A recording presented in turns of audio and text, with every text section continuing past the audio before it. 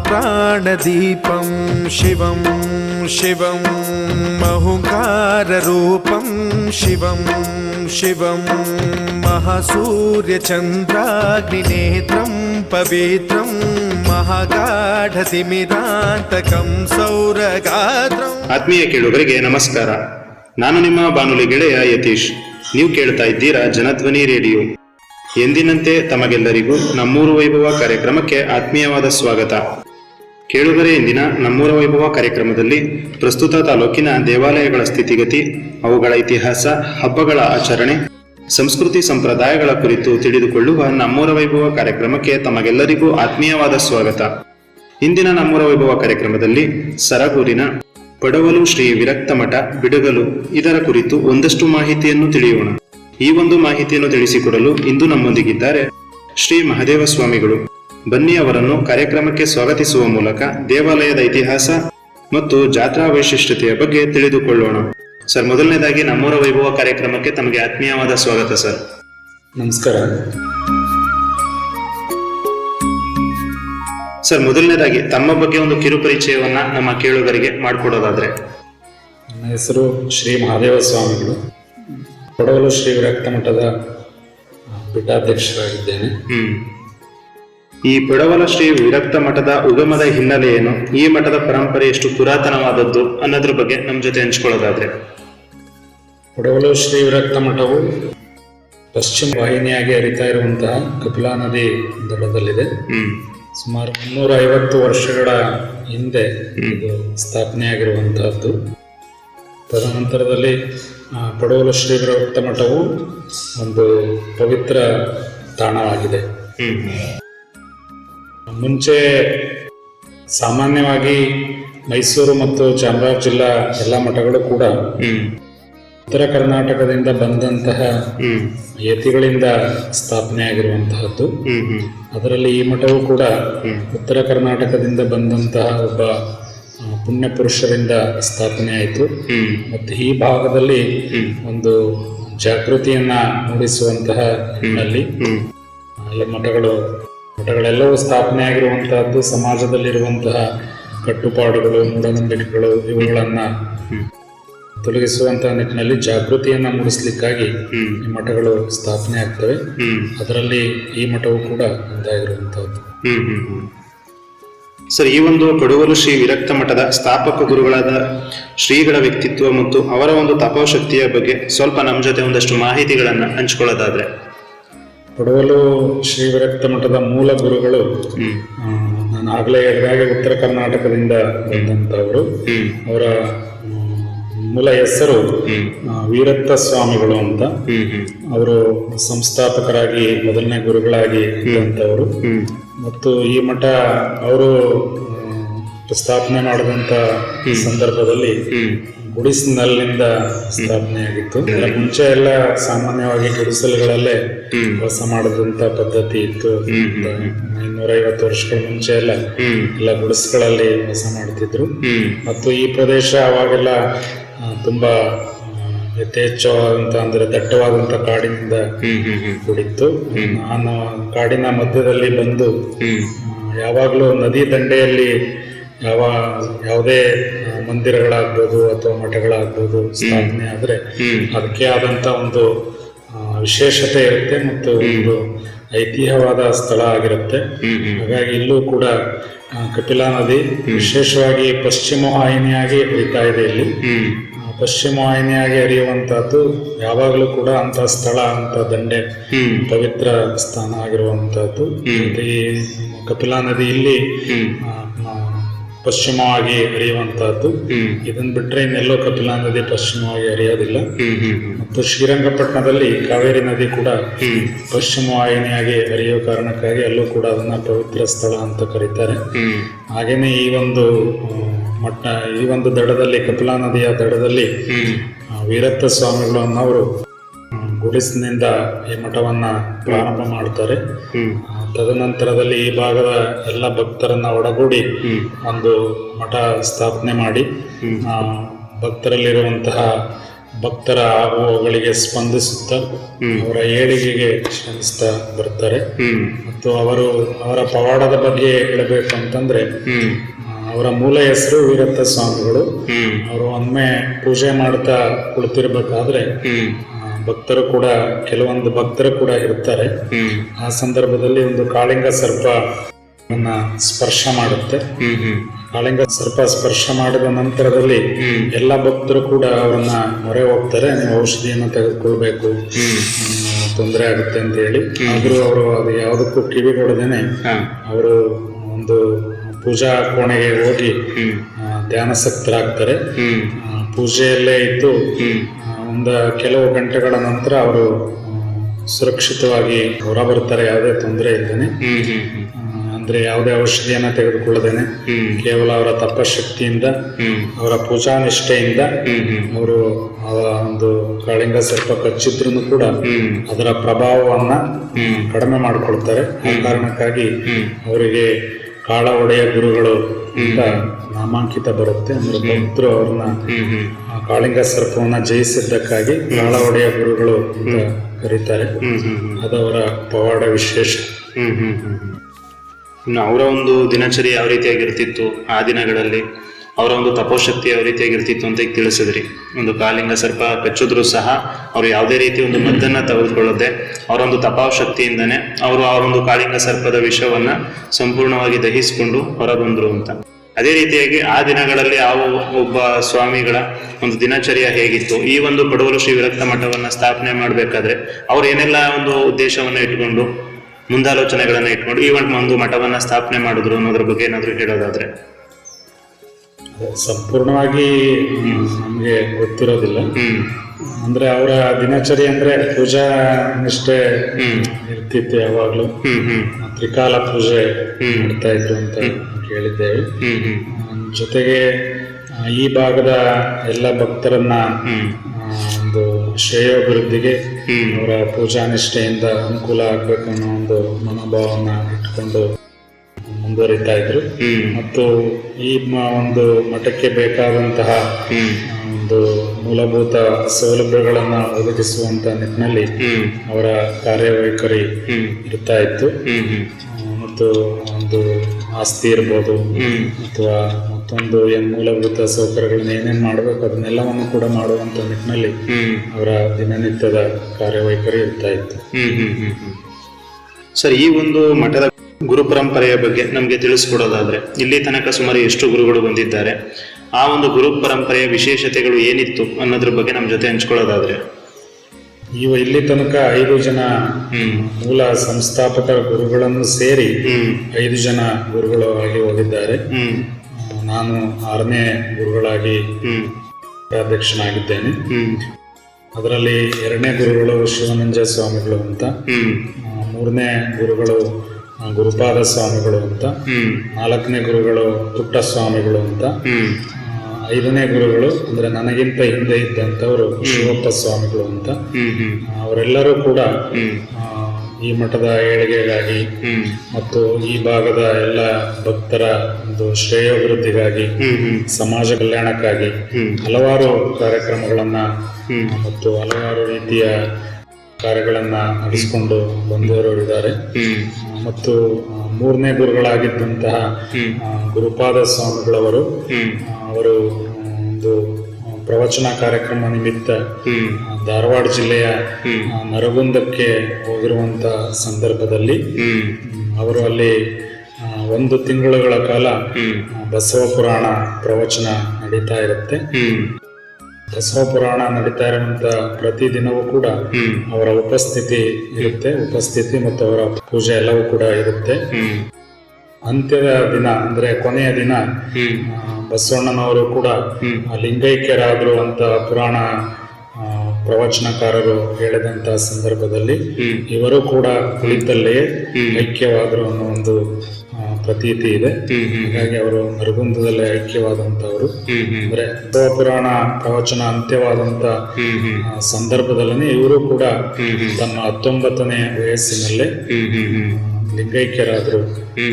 ಅದು ಒಂದು ಶ್ರೇಷ್ಠವಾದಂತ ಒಂದು ಪವಾಡ, ಒಂದು ಇಲ್ಲಿ ನಡೆದಿರುವಂತಹದ್ದು. ಹಾಗಾಗಿ ಅದು ನರಗುಂದದಲ್ಲೇ ಅವರ ಐಕ್ಯವಾದಂತಹದ್ದು. ಹಾಗಾಗಿ ಇಷ್ಟು ಗುರು ಪರಂಪರೆಯು ಕೂಡ ಸಮಾಜದ ಏಳಿಗೆಗಾಗಿ ಮತ್ತು ಮಠದ ಅಭಿವೃದ್ಧಿಗಾಗಿ ಈ ಭಾಗದ ಎಲ್ಲ ಭಕ್ತರ ಒಂದು ಶ್ರೇಯೋಭಿವೃದ್ಧಿಗಾಗಿ ಶ್ರಮಿಸಿಕೊಂಡು ಬರ್ತಾ ಇರುವಂತಹದ್ದು. ಅವರ ನಂತರ ಗುರುಪಾದ ಸ್ವಾಮಿಗಳು, ಪುಟ್ಟ ಸ್ವಾಮಿಗಳು ಅಂತ, ಅವರ ನಂತರದಲ್ಲಿ 5ನೇವರಾಗಿ ಶಿವಪ್ಪ ಸ್ವಾಮಿಗಳು ಅಂತ, ನಾನು 6ನೇವರಾಗಿ. ಈಗ ತಾವು 6ನೇ ಗುರುಗಳಾಗಿ ಈ ಒಂದು ಸೇವೆ ಕಾರ್ಯವನ್ನು ಮುಂದುವರಿಸ್ಕೊಂಡು ಹೋಗ್ತಾ ಇದ್ದೀರಾ. ಈ ಒಂದು ಕ್ಷೇತ್ರಕ್ಕೆ ವಿರಕ್ತ ಮಠ ಎಂಬ ಹೆಸರು ಬರಲು ಏನಾದರೂ ವಿಶೇಷ ಕಾರಣಗಳಿದೆಯಾ? ಸ್ವಾಮಿಗಳು ಈ ಒಂದು ಕ್ಷೇತ್ರವನ್ನ ಸ್ಥಾಪನೆ ಮಾಡಿದ್ದಕ್ಕೇನೆ ಅವರ ಹೆಸರನ್ನ ಇಡಲಾಗಿತ್ತ, ಅಥವಾ ಇದಕ್ಕೆ ಬೇರೆ ಏನಾದರೂ ಹಿನ್ನೆಲೆ ಇದೆಯಾ, ಅಥವಾ ಈ ಒಂದು ವಿರಕ್ತ ಮಠಕ್ಕೆ ಮುಂಚಿತವಾಗಿ ಯಾವ್ದಾದ್ರು ಬೇರೆ ಹೆಸರಿತ್ತ ಅನ್ನೋದ್ರ ಬಗ್ಗೆ ಹೇಳೋದಾದ್ರೆ? ವೀರಶೈವ ಲಿಂಗಾಯತ ಸಂಪ್ರದಾಯದಲ್ಲಿ 3 ರೀತಿಯ ಮಠಗಳು ಇರ್ತವೆ. ಅದರಲ್ಲಿ ವಿರಕ್ತ ಮಠ, ಮತ್ತು 2ನೇದಾಗಿ ಪಟ್ಟದ ಮಠ, 3ನೇದಾಗಿ ದಾಸೋಹ ಮಠಗಳು ಅಂತ ಇರುತ್ತೆ. ಅದರಲ್ಲಿ ಮೊದಲನೇದಾಗಿ ವಿರಕ್ತ ಮಠ ಇದು.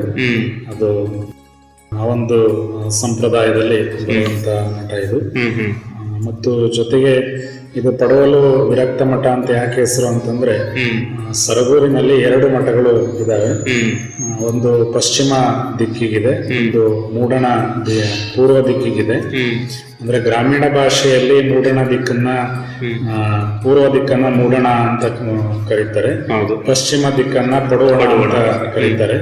ಹಾಗಾಗಿ ಅದನ್ನ ಪಡುವಣ ದಿಕ್ಕಿಗೆ ಇರುವಂತ ಮಠವನ್ನ ಪಡುವಲು ಮಠ ಅಂತ, ಮತ್ತು ಪೂರ್ವಕ್ಕೆ ಇರುವಂತ ಅಂದ್ರೆ ಮೂಡಣ ದಿಕ್ಕಿಗೆ ಇರುವಂತ ಮಠವನ್ನ ಮೂಡಲ್ ಮಠ ಅಂತ ಕರೆದ್ರು.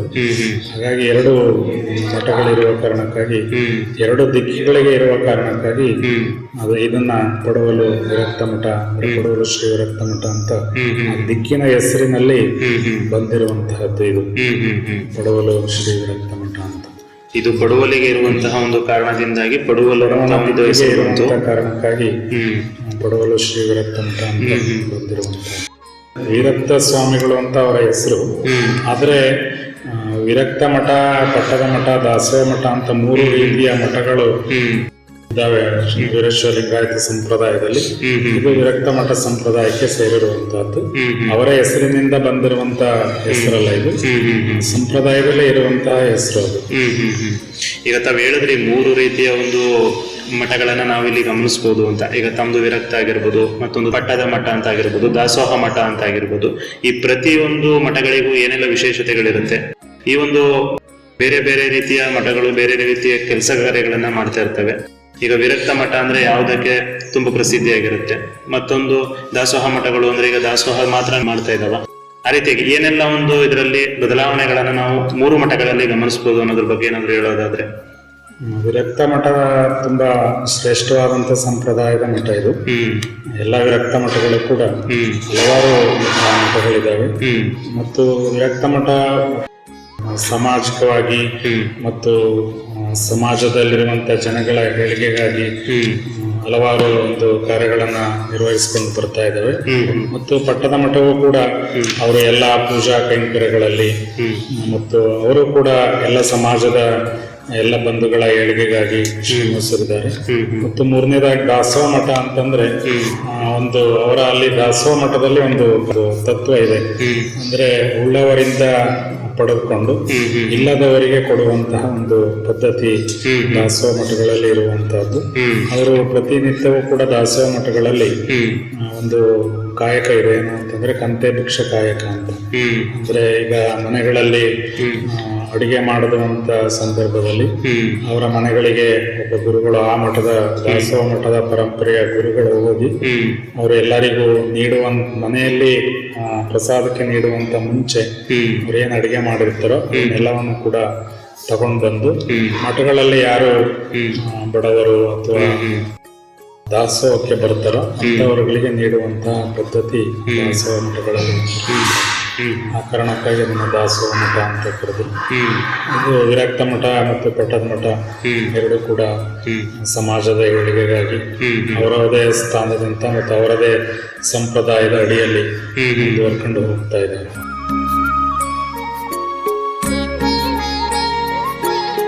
ಈ ಮಠಗಳು ಅಕ್ಷರ ಆಗಿರ್ಬೋದು, ಅನ್ನ ಆಗಿರ್ಬೋದು ಮತ್ತು ಜ್ಞಾನ ದಾಸೋಹಕ್ಕೆ ಹೆಸರಾಗಿವೆ. ಪಡುವಲ ಮಠವು ಈ ನಿಟ್ಟಿನಲ್ಲಿ ಯಾವೆಲ್ಲ ಕಾರ್ಯಕ್ರಮಗಳನ್ನ ಹಮ್ಮಿಕೊಂಡಿದೆ ಅದ್ರ ಬಗ್ಗೆ ಹೇಳೋದಾದ್ರೆ? ಶ್ರೀಮಠದಲ್ಲಿ ಪ್ರತಿನಿತ್ಯವೂ ಕೂಡ ದಾಸೋಹ ವ್ಯವಸ್ಥೆ ಇರುತ್ತೆ ಮತ್ತು ಪ್ರತಿ ತಿಂಗಳು ಹುಣ್ಣಿಮೆ ದಿನ ಒಂದು ವಿಶೇಷವಾದಂತ ಪೂಜೆಗಳು ಮತ್ತು ಕಾರ್ಯಕ್ರಮ ಮತ್ತು ಬಂದಂತ ಸಾವಿರಾರು ಮಂದಿ ಭಕ್ತರಿಗೆ ಪ್ರಸಾದ ವ್ಯವಸ್ಥೆ ಇರುತ್ತೆ. ಮತ್ತು ಹಾಗೆ ಇತ್ತೀಚೆಗೆ ಕಳೆದ 7 ವರ್ಷಗಳಿಂದ ಒಂದು ಶಾಲೆಯನ್ನು ಕೂಡ ಪ್ರಾರಂಭ ಮಾಡುವುದರ ಮುಖಾಂತರ ಅಕ್ಷರವನ್ನ ನೀಡುವಂತ ನಿಟ್ಟಿನಲ್ಲೂ ಕೂಡ ಒಂದು ಪ್ರಯತ್ನ ಮಾಡ್ತಾ ಇದ್ದೀವಿ. SKG ಗುರುಕುಲ ಶಾಲೆ ಎನ್ನುವ ಹೆಸರಿನಲ್ಲಿ ಶಾಲೆಯನ್ನು ಪ್ರಾರಂಭ ಮಾಡಿ ಅದರ ಮೂಲಕ ಮಕ್ಕಳಿಗೆ, ಅದರಲ್ಲೂ ತೀರಾ ಗ್ರಾಮೀಣ ಪ್ರದೇಶದ ಮಕ್ಕಳಿಗೆ ಕಡಿಮೆ ಶುಲ್ಕದಲ್ಲಿ ಒಂದು ಅಕ್ಷರವನ್ನು ಕಲಿಸುವಂತ ನಿಟ್ಟಿನಲ್ಲಿ ಒಂದು ಕಾರ್ಯಕ್ರಮವನ್ನು ಹಮ್ಮಿಕೊಂಡಿದ್ದೇವೆ. ಮತ್ತು ಜೊತೆಗೆ ಭಕ್ತರಲ್ಲಿ ಇರುವಂತಹ ಅಜ್ಞಾನವನ್ನು ಹೋಗಲಾಡಿಸೋಸ್ಕರ ಪ್ರತಿ ತಿಂಗಳು ಹುಣ್ಣಿಮೆ ದಿನ ಒಂದು ಸಭಾ ಕಾರ್ಯಕ್ರಮವನ್ನು ಮಾಡಿ ಅದರಲ್ಲಿ ಒಂದಷ್ಟು ಹಿತವಚನಗಳನ್ನ ಸಿದ್ಧಾಂತಿಗಳಿಂದ ಮತ್ತು ವಿದ್ವಾಂಸರಿಂದ ಅಥವಾ ನುರಿತ ವ್ಯಕ್ತಿಗಳಿಂದ ತಿಳಿಸುವುದರ ಮುಖಾಂತರ ಅವರ ಅಜ್ಞಾನ ಹೋಗಲಾಡಿಸಲಿಕ್ಕೆ ಪ್ರಯತ್ನ ಮಾಡ್ತಾ ಇದ್ದೇವೆ. ಈ ಒಂದು ಮಠವು ಈ ಭಾಗದ ರೈತರು ಮತ್ತು ಗ್ರಾಮೀಣ ಜನರ ಏಳಿಗೆಗಾಗಿ ಯಾವ ರೀತಿಯಲ್ಲಿ ಸ್ಪಂದಿಸ್ತಾ ಬರ್ತಾ ಇದೆ ಅನ್ನೋದ್ರ ಬಗ್ಗೆ ಹೇಳೋದಾದ್ರೆ? ಒಂದು ವರ್ಷದಲ್ಲಿ ಒಮ್ಮೆನೋ ಅಥವಾ 2 ಸಲನೋ ಪೌರ್ಣಮಿ ದಿನನೇ ರೈತರಿಗೆ ಸಂಬಂಧಪಟ್ಟಂಗೆ ಏನೇನು ಅವರ ಅನುಕೂಲಗಳು ಬೇಕು ಅಂದ್ರೆ ಅವರಿಗೆ ಬೆಳೆಗಳ ಬಗ್ಗೆ ಅಥವಾ ಈ ಸಾವಯವ ಕೃಷಿಯ ಬಗ್ಗೆ ಮತ್ತು ಜೊತೆಗೆ ಔಷಧಿಗಳ ಬಗ್ಗೆ ಅಥವಾ ಇನ್ನಿತರ ಎಲ್ಲ ವಿಚಾರಗಳ ಬಗ್ಗೆನೂ ಕೂಡ ಅದರಲ್ಲೂ ಒಂದು ನುರಿತ ತಜ್ಞರಿಂದ ಒಂದು ಒಳ್ಳೆಯ ಒಂದಷ್ಟು ವಿಚಾರಗಳನ್ನ ಮುಟ್ಟಿಸುವಂತ ನಿಟ್ಟಿನಲ್ಲಿ ಪ್ರಯತ್ನ ಮಾಡ್ತಾ ಇದ್ದೇವೆ. ಅಂದ್ರೆ ಆ ಪ್ರತಿ ತಿಂಗಳು ಹುಣ್ಣಿಮೆ ಕಾರ್ಯಕ್ರಮ ನಡೆಯುವಂತ ಸಂದರ್ಭದಲ್ಲಿ ರೈತರಿಗೆ ಸಂಬಂಧಪಟ್ಟಂಗೆ ಬೇಕಾದಂತಹ ಒಂದು ಮಾಹಿತಿಯನ್ನು ಕೊಡ್ಲಿಕ್ಕೆ ಪ್ರಯತ್ನ ಮಾಡ್ತಾ ಇದ್ದೇವೆ. ಇಲ್ಲಿ ದಿನನಿತ್ಯ ನಡೆಯುವಂತಹ ಪೂಜಾ ಕೈಂಕರ್ಯಗಳು ಮತ್ತು ವಿಶೇಷವಾಗಿ ಪಾಲಿಸಿಕೊಂಡು ಬಂದಿರುವಂತಹ ಮಠದ ಸಂಪ್ರದಾಯಗಳು ಯಾವ್ಯಾವಿವೆ? ಒಂದು ಮಠದ ಸಂಪ್ರದಾಯಗಳ ಬಗ್ಗೆ ನಮ್ಮ ಜೊತೆ ಹಂಚಿಕೊಳ್ಳೋದಾದ್ರೆ? ಪ್ರತಿನಿತ್ಯವೂ ಕೂಡ ಬೆಳಗ್ಗೆ ಸಂದರ್ಭದಲ್ಲಿ ಪೂಜೆ ನಿರಂತರವಾಗಿ ನಡ್ಕೊಂಡು ಹೋಗ್ತಾ ಇರುತ್ತೆ. ಮತ್ತು ಸಂಪ್ರದಾಯ ಅಂತಂದ್ರೆ ಪ್ರತಿ ತಿಂಗಳು ಹುಣ್ಣಿಮೆ ಪೂಜಾ ಕಾರ್ಯಕ್ರಮ ಇರುತ್ತೆ. ಮತ್ತು ವಿಶೇಷವಾಗಿ ಕಾರ್ತಿಕ್ ಮಾಸದಲ್ಲಿ ವಿಶೇಷವಾದಂತ ಪೂಜೆಗಳು ಇರ್ತವೆ ಸೋಮವಾರಗಳಲ್ಲಿ.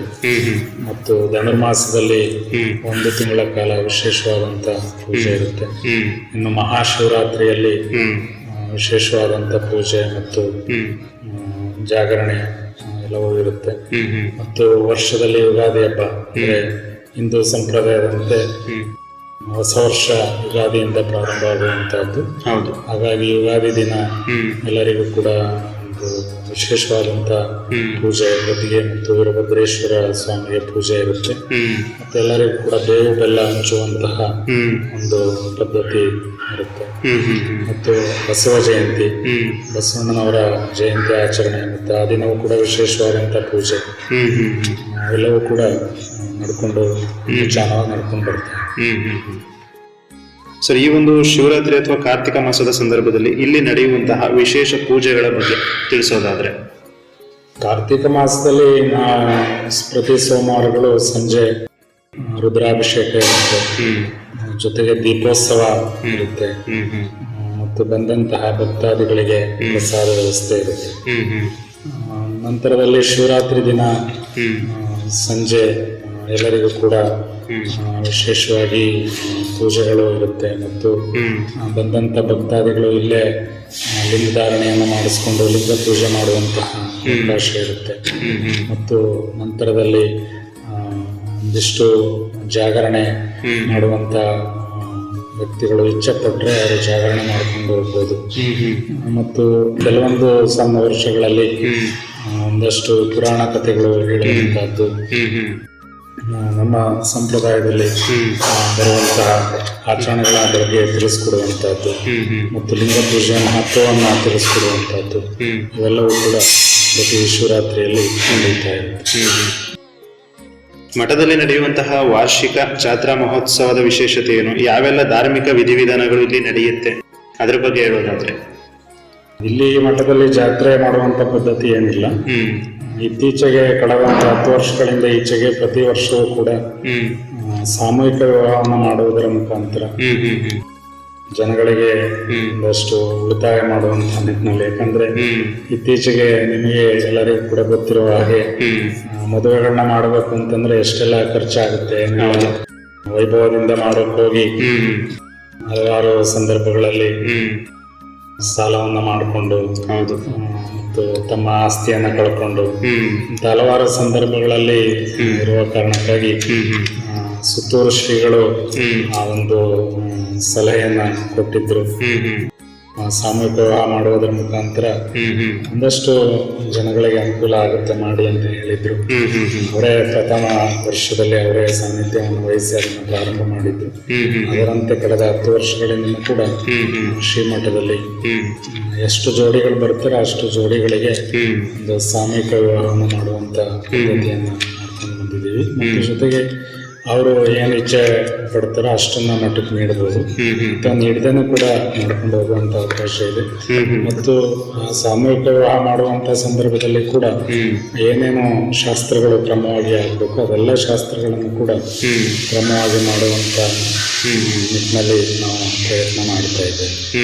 ಪ್ರತಿ ವರ್ಷಕ್ಕೆ ಒಮ್ಮೆ ಕಾರ್ಯಕ್ರಮ ನಡೆಯುತ್ತೆ.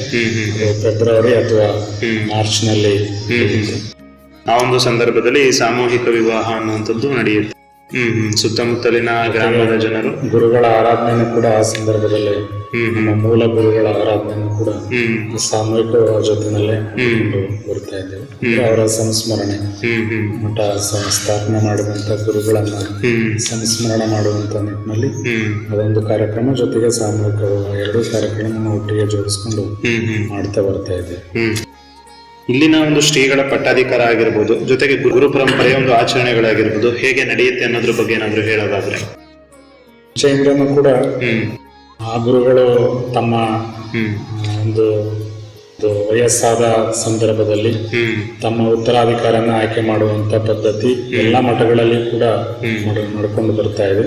ಹಾಗೇನೆ ಈ ಮಠದಲ್ಲಿಯೂ ಕೂಡ ತಮ್ಮ ವಯಸ್ಸಿನ ನಂತರ ಅಂದ್ರೆ 60 ವರ್ಷಗಳ ಕಳೆದ ಮೇಲೆ ಅಥವಾ 65 ಅಥವಾ 70 ವರ್ಷಗಳ ಕಳೆದ ನಂತರದಲ್ಲಿ ಅವರಿಗೆ ಸೂಕ್ತವಾದಂತಹ ವ್ಯಕ್ತಿಯನ್ನ ಗುರುತಿಸಿ ಅವರಿಗೆ ಬೇಕಾದಂತಹ ವೇದಾಧ್ಯಯನ, ಸಂಸ್ಕೃತ ಮತ್ತು ಇನ್ನಿತರ ಧಾರ್ಮಿಕ ಪರಂಪರೆಯನ್ನ ಎಲ್ಲ ಪರಂಪರೆ ಉಳ್ಳಂತಹ ವ್ಯಕ್ತಿಗಳನ್ನ ಗುರುತಿಸಿ ಅವರನ್ನ ಉತ್ತರಾಧಿಕಾರಿಯನ್ನಾಗಿ ನೇಮಿಸುವಂತ ಪದ್ಧತಿ ಶ್ರೀಮಠದಲ್ಲಿ ಕೂಡ ನಡ್ಕೊಂಡು ಬರ್ತಾ ಇದೆ.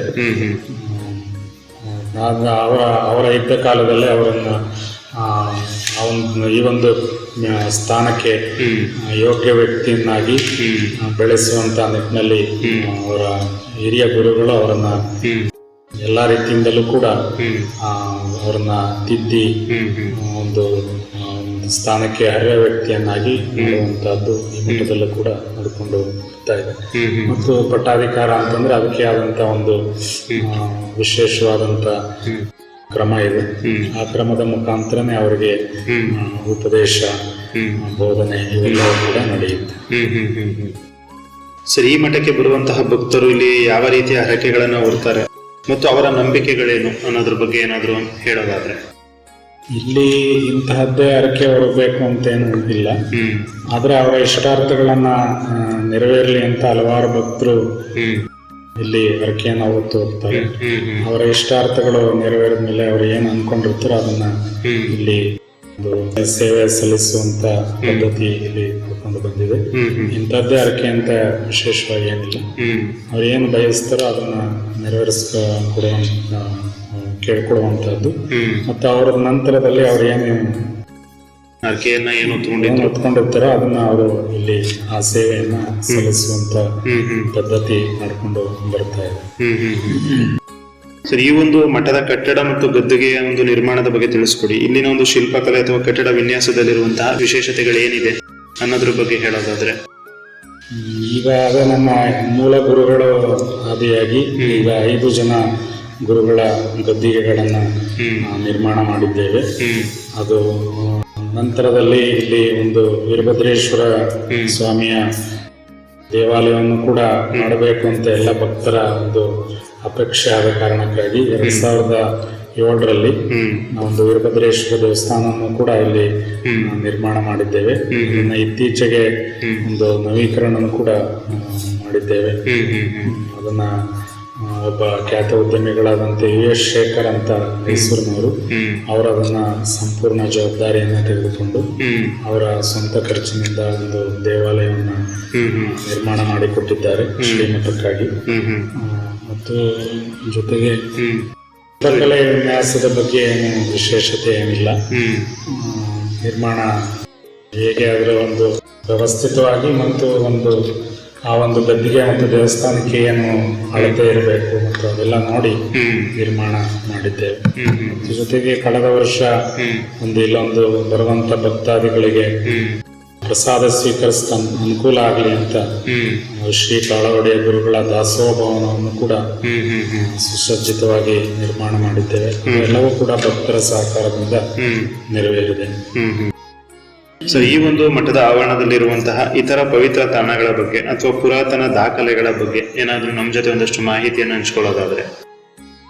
ಈ ಸ್ಥಾನದಲ್ಲಿ ವೀರಭದ್ರೇಶ್ವರ ದೇವಾಲಯ ಒಂದಿದೆ, ಇಷ್ಟು ಬಿಟ್ಕೊಂಡು ಇನ್ಯಾವುದು ವಿಶೇಷವಾದಂತ ತಾಣಗಳು ಯಾವುದೂ ಇಲ್ಲ. ಊರೊಳಗಡೆ ಗುಡಿಗಲ್ನಲ್ಲಿ ದೇವಸ್ಥಾನಗಳು, ಬಸವೇಶ್ವರ ದೇವಸ್ಥಾನ ಪುರಾತನವಾದಂತಹದ್ದು ಮತ್ತು ಗ್ರಾಮ ದೇವತೆಯಾದಂತ ಮುಳ್ಳೂರಮ್ಮ ದೇವಸ್ಥಾನ, 2 ದೇವಸ್ಥಾನಗಳು ಕೂಡ ಊರಿನಲ್ಲಿದೆ. ಮತ್ತು ಇನ್ನಿತರ ಸಣ್ಣ ಪುಟ್ಟ ದೇವಾಲಯಗಳು ಕೂಡ ಹಲವಾರು ಮಣಿಯಮ್ಮನ ದೇವಸ್ಥಾನನೂ ಕೂಡ ಊರೊಳಗಡೆ ಇದೆ. ಮತ್ತು ಮಾರಮ್ಮನ ದೇವಸ್ಥಾನ ಇದೆ. ಮತ್ತು ಮುಳ್ಳೂರಮ್ಮನ ಅವರು 7 ಜನ ಅಕ್ಕ ತಂಗಿಯರಂತೆ, ಹಾಗಾಗಿ ಅದೆಲ್ಲವೂ ಕೂಡ ಜಮೀನುಗಳಲ್ಲಿ ಕೆಲವು ದೇವಾಲಯಗಳು ಕೂಡ ಇದ್ದಾವೆ. ಇಂದಿನ ಆಧುನಿಕ ಯುಗದಲ್ಲಿ ಯುವ ಪೀಳಿಗೆಗೆ ಆಧ್ಯಾತ್ಮಿಕ ಸಂಸ್ಕಾರ ನೀಡಲು ಮಠವು ಯಾವ ರೀತಿಯ ಹೊಸ ಯೋಜನೆಗಳನ್ನ ಕೈಗೆತ್ತಿಕೊಂಡಿದೆ ಅನ್ನೋದ್ರ ಬಗ್ಗೆ ತಿಳಿಸೋದಾದ್ರೆ? ಹುಣ್ಣಿಮೆ ದಿನ ಒಂದು ಯುವಕರಿಗೆ ಅನುಕೂಲವಾಗುವಂತ ನಿಟ್ಟಿನಲ್ಲಿ ಕೆಲವೊಂದು ತಿಂಗಳುಗಳಲ್ಲಿ ಒಂದು ಉಪನ್ಯಾಸ ಏರ್ಪಡಿಸ್ತೇವೆ. ಮತ್ತು ಜೊತೆಗೆ ಯುವ ಸಂಪ್ರದಾಯದಲ್ಲಿ ಒಂದು ಧಾರ್ಮಿಕ ಭಾವನೆ ಬೆಳೆಯಲಿ ಅನ್ನೋ ಕಾರಣಕ್ಕಾಗಿ ಇಷ್ಟಲಿಂಗ ಧಾರಣೆ ಮಾಡ್ತೇವೆ ಅಪೇಕ್ಷೆ ಅಂತವರಿಗೆ. ಮತ್ತು ನಾವು ಹೊರಗಡೆ ಹೋದಂತಹ ಸಂದರ್ಭದಲ್ಲೂ ಕೂಡ ಯುವಕರನ್ನೆಲ್ಲ ಸೇರಿಸಿಕೊಂಡು ಒಂದಷ್ಟು ಮಾಹಿತಿಗಳನ್ನು, ಒಂದಷ್ಟು ನಮ್ಮ ಧಾರ್ಮಿಕ ಆಚರಣೆಗಳ ಬಗ್ಗೆ ಹೇಳುವಂತಹದ್ದು ಮತ್ತು ಅವರ ನಡೆ ನುಡಿ ಹೇಗಿರಬೇಕು ಅನ್ನೋದನ್ನ ತಿಳಿಸ್ಕೊಡುವಂತಹದ್ದು ಇವೆಲ್ಲವೂ ಕೂಡ. ಮತ್ತು ಜೊತೆಗೆ ಮಾದಕ ದ್ರವ್ಯಗಳಿಂದ ಮತ್ತು ವ್ಯಸನ ಮುಕ್ತರಾಗಿರುವಂತಹದ್ದು ಇವೆಲ್ಲವನ್ನು ಕೂಡ ಹೇಳುವಂತ ನಿಟ್ಟಿನಲ್ಲಿ ಶ್ರೀಮಠ ಕೆಲಸ ಮಾಡ್ತಾ ಇದೆ. ಸರ್, ಈ ಕ್ಷೇತ್ರಕ್ಕೆ ಬರುವಂತಹ ಭಕ್ತರಿಗೆ, ನಮ್ಮ ಜನಧ್ವನಿ ಕೇಳುಗರಿಗೆ ಹಾಗೂ ತಾಲೂಕಿನ ಜನತೆಗೆ ಒಂದು ಸಂದೇಶವನ್ನ ಹೇಳೋದಾದ್ರೆ, ಒಂದು ಕಿವಿಮಾತನ್ನ ಹೇಳೋದಾದ್ರೆ ಏನಂತ ಹೇಳೋದಿಕ್ ಬಯಸ್ತೀರಾ? ಇದು ಆಧುನಿಕ ದಿನಮಾನಗಳಲ್ಲಿ ತಂತ್ರಜ್ಞಾನ ಯುಗ, ಇದು ಮೊಬೈಲ್ ಯುಗ. ಎಲ್ಲದರಲ್ಲೂ ಕೂಡ ನಾವು ತಂತ್ರಜ್ಞಾನದಲ್ಲಿ ಬಹಳ ಮುಂದುವರೆದಿದ್ದೇವೆ. ಆದ್ರೂ ಕೂಡ ನಮ್ಮ ಧಾರ್ಮಿಕ ಆಚರಣೆಗಳನ್ನ ಯಾವತ್ತೂ ಕೂಡ ಬಿಟ್ಟು ಹೋಗಬಾರ್ದು. ಯಾಕಂದ್ರೆ ನಾವು ಒಂದು ವಿಶೇಷವಾದಂಥ ಒಂದು ಸಂಸ್ಕೃತಿ ಉಳ್ಳಂತಹ ದೇಶದಲ್ಲಿ ನಾವೆಲ್ಲರೂ ಕೂಡ ಜನ್ಮ ತಾಳಿದ್ದೇವೆ. ಭಾರತ ದೇಶ ಒಂದು ಸಂಸ್ಕೃತಿ ಭರಿತವಾದಂಥ ದೇಶವಾಗಿರುವಂತಹದ್ದು. ಅಂತ ಒಂದು ವಿಶಿಷ್ಟವಾದಂಥ ದೇಶದಲ್ಲಿ ನಾವು ಜನ್ಮ ತಾಳಿರುವ ಕಾರಣಕ್ಕಾಗಿ ಇವತ್ತು ಭಾರತ ದೇಶವನ್ನ ವಿಶ್ವ ಗುರುವಾಗಿ ನೋಡ್ತಾ ಇದ್ದಾರೆ ಅಂತಂದ್ರೆ ಅದಕ್ಕೆ ಕಾರಣ ಆಧ್ಯಾತ್ಮಿಕತೆ. ಆಧ್ಯಾತ್ಮಿಕ ಕಾರಣಕ್ಕಾಗಿನೇ ಇವತ್ತು ಭಾರತ ದೇಶವನ್ನು ಎಲ್ಲ ದೇಶಗಳು ಕೂಡ ವಿಶ್ವ ಗುರುವಾಗಿ ನೋಡ್ತಾ ಇರುವಂತದ್ದು. ಹಾಗಾಗಿ ನಾವೆಲ್ಲರೂ ಕೂಡ ಆಧ್ಯಾತ್ಮಿಕತೆಯ ಅಡಿಯಲ್ಲಿ ನಮ್ಮ ಧಾರ್ಮಿಕ ಆಚರಣೆಗಳನ್ನ ರೂಢಿಸ್ಕೊಂಡು ಹೋಗ್ಬೇಕಾದಂತಹದ್ದು ಬಹಳ ಅವಶ್ಯಕ. ಮತ್ತು ಜೊತೆಯಲ್ಲಿ ನಮ್ಮ ಶೈಕ್ಷಣಿಕ ಒಂದು ಪ್ರಗತಿ ಕಾಣುವುದರ ಜೊತೆಗೆ ಇವತ್ತು ಶಿಕ್ಷಣ ಎಷ್ಟು ಮುಖ್ಯನೋ ಅಷ್ಟೇ ನಮ್ಮಲ್ಲಿ ಸಂಸ್ಕಾರವೂ ಕೂಡ ಅಷ್ಟೇ ಮುಖ್ಯ ಆಗುತ್ತೆ. ಸಂಸ್ಕಾರ ಅಂದಾಕ್ಷಣ ನಾವು ಗುರು ಹಿರಿಯರನ್ನ ಗೌರವಿಸುವಂತಹದ್ದು, ನಮ್ಮ ತಂದೆ ತಾಯರನ್ನ ಗೌರವಿಸುವಂತಹದ್ದು ಮತ್ತು ನಾವು ಉತ್ತಮ ಪ್ರಜೆಯಾಗಿ ಬದುಕುವಂತಹದ್ದು, ಅದೆಲ್ಲವೂ ಕೂಡ ಬಹಳ ಮುಖ್ಯ ಅಂತ ನಾನು ತಿಳಿ ಹೇಳಲಿಕ್ಕೆ ಇಚ್ಛೆ ಪಡ್ತೇನೆ. ಶಿಕ್ಷಣದ ಜೊತೆನಲ್ಲಿ ಇವುಗಳನ್ನ ಕಲಿಸುವುದರ ಮುಖಾಂತರ ಕಲಿತುಕೊಳ್ಳುವುದರ ಮುಖಾಂತರ ನಾವು ಉತ್ತಮ ಪ್ರಜೆಯಾಗಿ ಬದುಕಬೇಕಾದಂತಹದ್ದು. ಯಾಕೆಂದ್ರೆ ಶರಣರೇ ಹೇಳ್ತಾರೆ, ಎಷ್ಟು ವರ್ಷ ಬದುಕಿದ್ದೇವೆ ಅನ್ನೋದು ಮುಖ್ಯ ಅಲ್ಲ, ಎಷ್ಟು ವರ್ಷ ಸಾರ್ಥಕ ಜೀವನವನ್ನ ನಡೆಸ್ತಿದ್ದೇವೆ ಅನ್ನೋದು ಮಾತ್ರ ಮುಖ್ಯವಾಗುವಂತಹದ್ದು.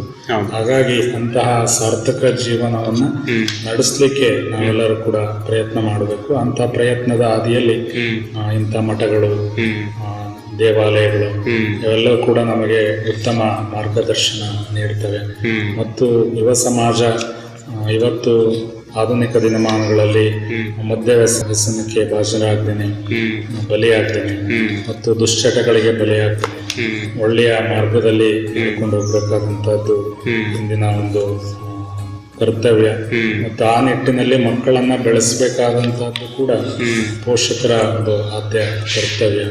ಪೋಷಕರು ಕೂಡ ಮಕ್ಕಳನ್ನ ಒಳ್ಳೆಯ ಮಾರ್ಗದಲ್ಲಿ, ಒಳ್ಳೆಯ ರೀತಿಯಲ್ಲಿ ಹೇಗೆ ಒಂದು ಒಳ್ಳೆಯ ರೀತಿ ಓದ್ಕೋಬೇಕು, ಚೆನ್ನಾಗಿ ಮಾರ್ಕ್ಸ್ ತೆಗಿಬೇಕು ಅಂತ ಹೇಳ್ತಾರ ಪೋಷಕರು, ಅದೇ ರೀತಿ ಮಕ್ಕಳನ್ನು ಕೂಡ ಉತ್ತಮ ಪ್ರಜೆಯಾಗಿ ಬದುಕು, ನಾಲ್ಕಾರು ವ್ಯಕ್ತಿಗಳಿಗೆ ಬೇಕಾದಂತವರಾಗಿ ಬದುಕು, ಒಳ್ಳೆಯ ಜೀವನ ಕ್ರಮವನ್ನು ಅಳವಡಿಸ್ಕೋ ಅಂತ ಹೇಳುವಂತ ನಿಟ್ಟಿನಲ್ಲಿ ಕೂಡ ಪೋಷಕರು ಒಂದು ಆ ರೀತಿಯಲ್ಲಿ ಜವಾಬ್ದಾರಿಯನ್ನ ಹೊರಬೇಕು.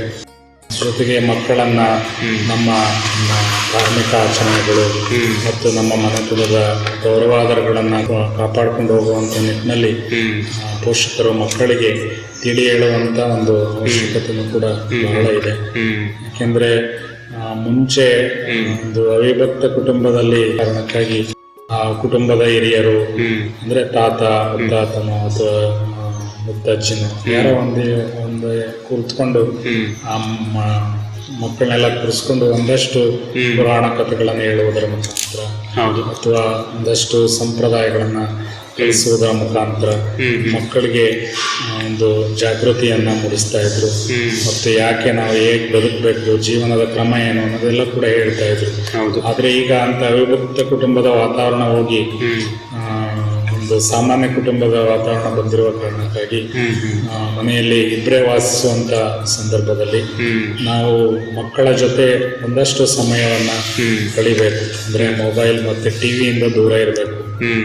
ದಿನಕ್ಕೆ ಒಂದು ಅರ್ಧ ಗಂಟೆಯನ್ನಾದರೂ ಕೂಡ ಮೊಬೈಲ್ ಮತ್ತು ಟಿವಿಯಿಂದ ದೂರ ಇದ್ದು ಮಕ್ಕಳ ಜೊತೆ ಸಂವಾದ, ಅಂದ್ರೆ ಅವರ ನಗುವಿನಲ್ಲಿ, ಅವರ ಅಳುವಿನಲ್ಲಿ, ಅವರ ಒಂದು ಚಟುವಟಿಕೆಗಳಲ್ಲಿ ನಾವು ಕೂಡ ಭಾಗಿಯಾದಾಗ ಆ ಮಕ್ಕಳಿಗೆ ಒಂದು ಸ್ಫೂರ್ತಿ ಬರುತ್ತೆ ಮತ್ತು ಚೈತನ್ಯ ಬರುತ್ತೆ ಮತ್ತು ಮಕ್ಕಳು ಹೇಗೆ ನಾವು ಬದುಕಬೇಕು ಅನ್ನೋ ಒಂದು ಅರಿವು ಮೂಡುತ್ತೆ.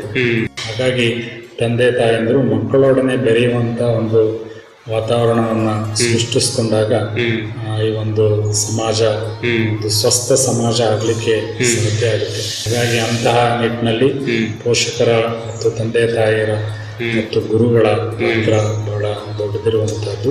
ಅಂತ ಒಂದು ಪಾತ್ರವನ್ನ ಒಂದು ಹಂತದಲ್ಲಿ ಪ್ರಾಮಾಣಿಕವಾಗಿ ಮತ್ತು ಸಾಧ್ಯವಾದಷ್ಟು ಮಟ್ಟಿಗೆ ಶ್ರೀಮಠ ಮಾಡಿಕೊಂಡು ಬರ್ತಾ ಇದೆ ಅನ್ನೋದನ್ನ ತಿಳಿಸ್ಲಿಕ್ಕೆ ಇಚ್ಛೆ ಪಡ್ತೇನೆ. ಪಡವಲ ಶ್ರೀ ವಿರಕ್ತ ಮಠದ ದಿವ್ಯ ಸನ್ನಿಧಿಯ ಇತಿಹಾಸವನ್ನು ಹಾಗೂ ಮಠದ ಶ್ರೇಷ್ಠ ಪರಂಪರೆಯನ್ನು ಇಷ್ಟು ಅರ್ಥಪೂರ್ಣವಾಗಿ ನಮಗೆ ತಿಳಿಸಿಕೊಟ್ಟಿದ್ದಕ್ಕಾಗಿ ನಮ್ಮಿಂದ ಹಾಗೂ ಸಮಸ್ತ ಜನಧ್ವನಿ ಕೇಳುಗರಿಂದ ತಮಗೆ ಹೃತ್ಪೂರ್ವಕ ಧನ್ಯವಾದಗಳು ಸರ್. ಇದೇ ರೀತಿ ಮತ್ತೊಂದು ದೇವಾಲಯದ ವಿಶೇಷತೆ ಕುರಿತು ಮುಂದಿನ ನಮ್ಮೂರ ವೈಭವ ಕಾರ್ಯಕ್ರಮದಲ್ಲಿ ತಮ್ಮೆಲ್ಲರನ್ನೂ ಭೇಟಿಯಾಗುತ್ತೇನೆ. ಅಲ್ಲಿಯವರೆಗೂ ಕೇಳ್ತಾ ಇರಿ ಜನಧ್ವನಿ ಸಮುದಾಯ ಬಾನುಲಿ ಕೇಂದ್ರ 90.8 ಕಂಪನಾಂಕದಲ್ಲಿ ಸರಗೂರಿನಿಂದ ಪ್ರಸಾರವಾಗುತ್ತಿದೆ. ಧನ್ಯವಾದಗಳು.